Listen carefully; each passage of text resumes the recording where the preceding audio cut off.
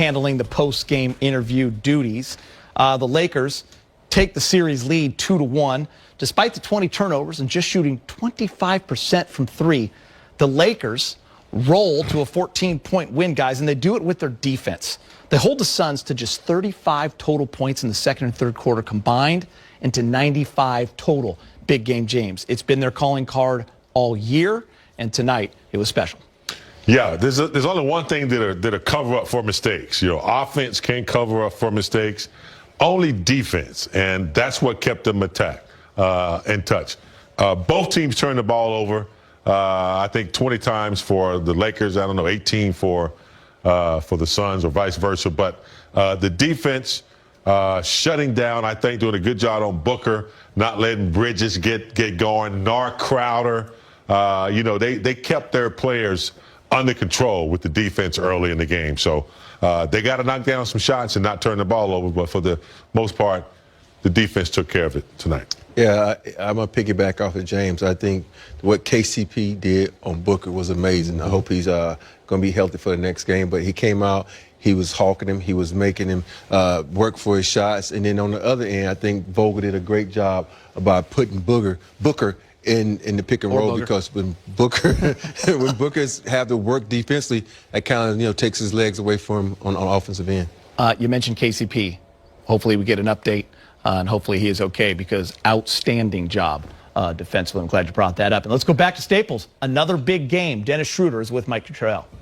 All right, Dennis, things got a little interesting down the stretch. What was the key for you guys to just put the game on ice and get out of here with a win 2-1 in the series? I mean, it's the playoffs, trash talks happen. That's a part of the game. But I think we stayed focused, kept our head. Team chemistry, we talk to each other, stay calm, execute, down the stretch, and that's what we did. That was the game. Dennis, I know you like a physical battle. Yes. Phoenix is bringing it. How does that play into the style that you guys want to play? I love it, man. I played with CP in OKC, who was better in the bubble. So I kind of love that, to get into it. Referees not always, letting it go, but I love it. It's a part of the game, and it's a little chippiness, still fair. I mean, that last play wasn't fair, but he got thrown out, so they took care of it. But end of the day, I love to compete. What did you think about the second half and really into the second quarter, too, the defense you guys played, and then ultimately once LeBron and AD put the foot on the pedal and you guys got that run? I mean, that was getting defensive stops, After we got the rebound, we ran, everybody down the floor. LeBron James in the third quarter like a beast, going to the rim, putting pressure on them. AD did AD things. So it's start to click, we just got to keep, getting better every day. Keep working on some things. You're going to watch film tomorrow where we can improve and then keep going. Dennis, final thing for you. First time in 8 years there's been a playoff game in this building for the Lakers. What was that like, feeding off the crowd tonight? That was the main thing. I mean, after 8 years, to feel that feel again in the playoffs, to have that feel again for the fans, I think that means a lot to us, and I think that's what we've shown tonight. Appreciate it, Dennis. All right, thanks. Trio, we mentioned Dennis Schroeder and what he did in game number 2 when the Lakers got their first win of the series, going off for 24. He had 14 in that second quarter when the Lakers were kind of floundering offensively. Guys, he backs it up again this evening. 2 huge buckets down the stretch to kind of keep that cushion for the Lakers when the Suns were making that big-time run. He goes for 20 on 6 of 11, 4 assists. He's another guy that can take the ball at the end of the game, create and make it happen. LeBron James, I'm going to ask you guys a little later, maybe the best we've seen him since he's returned. 21 points, 6 rebounds, 9 assists. The energy, especially in the second half, getting to the rack, getting the crowd involved, and AD playing through some obvious pain. In that third quarter, he was special. He had 18 of his 34, 11 of 22 from the field, and 11 rebounds. Back-to-back 30 and 10 games for AD. That's the first time it's happened since 2003 in a Laker uniform when Shaq did it. Pretty incredible when you think of that. I want to tell you guys this and let you jump in. We go to that third quarter. The Lakers were 33-23 in the advantage. LeBron and AD take over. They combine for 28 points. Rob, that's the most they've combined for in a quarter since becoming teammates. Man, it was incredible. The things they were able to do and the energy they played with is what you want to see them play with every time out. But I know it's hard, but at least they knew it was time to come out in that third quarter, because we all know how important the start that second half is. They came out and attacked. LeBron played with a lot of energy. AD was going to the hole. So many things happened in that third quarter. And you sit back and say, start every game like that, end every game like that. You want them to play with that energy and emotion. But I know it's hard sometimes to carry a team like that. But hey, this is the playoffs. That is your job. That is your role. And when he's at the 5, he's down there a lot more often. Exactly. And he attacks, the catch and goes, the facilitating, the step back, the mid-range. It all starts to fall in place for him. Yeah, I think the key is, Rob is right. You can't always start, like you want to. Opponents, they have defensive, plans against you. But I think recognition, and I think that's what they did at halftime. They had a meeting of the minds. You could tell immediately LeBron was not deferring anything. He did a good job of trying to get guys involved early.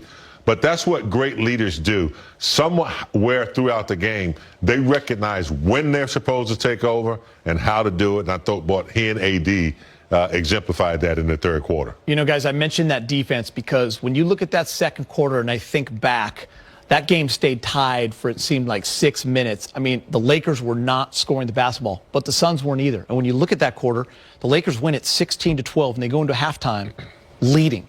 That's the lowest point total combined in a playoff quarter for two teams since 2013 when the Hawks and Pacers did it. But that's your Laker defense for you. You can muck it up, you can make the game ugly, Rob, and then you come out in the third quarter and they're connected in all facets of the game. They're getting out in transition. Now they're starting to hit a couple threes. That's the first time maybe that you thought, okay, this is the Laker team that is defending a championship. Oh, yeah, you go back to when AD and LeBron got hurt, how they were one of the top defensive teams in the NBA. And now everybody's back and fully healthy. This is what you can see when they put their mind to it. They go out and play an explosive team, the number 2 team in the West. Phoenix Suns, they have the best record in the NBA on the road. And so for you to lock this team down, put Devin Booker in check, have CP3 not a factor. I know his shoulders hurt, but he still was a non-factor. But the only thing is, Ayton still got his points, but they shut down everybody else. Payne, Bridges, and all these other guys. It's always about, you can't shut everybody down, but you got to shut down the others, as a lot of people like to call them, not let them go above and beyond what they normally do. And that's what the Lakers did in that third quarter. And let's also remember what we've been through the last month. We hadn't had guys together, collectively for a long time. No practice time. LeBron out. AD came back. Schroeder out. Kuz was out a couple games. So this is a team also in process of getting back to where they were maybe in the bubble last year. So each game, they're starting to get better and better. You see certain segments being taken care of. Drummond getting involved. You're seeing, Wes Matthews being very impactful. So this is a good sign that they are starting to peak at the right time and getting back to playing very consistent basketball. And I think that's a good sign right now and going into Game 4. We're waiting to hear from AD in a moment, so I want to keep talking about him before I get to LeBron. 12 of 14 from the free throw line. You know the stat when he's getting there over 10 times, Rob. The Lakers are going to win most of the time. How special was that third quarter, the 18 points? Because we know he was in some pain, but he would not stop. No, he wouldn't stop. We've known AD of the past. He has a little bumps and bruises. He might sit out for a minute, but he's like, no, I stand in the game because I am the leader of this team. We all know LeBron is king, but when AD is going to the free throw line, that's mean he's being forceful. He's going to the basket. He's trying to get to the free throw line.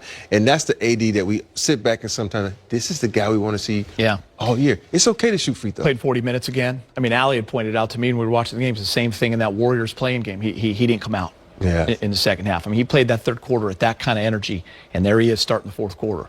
Yeah, you got to play this game like this. That's what the big-time players got to do. You got 2 days off. That's it. Go out there and play hard. All right, let's go back downtown. AD is now speaking with Mike in the media.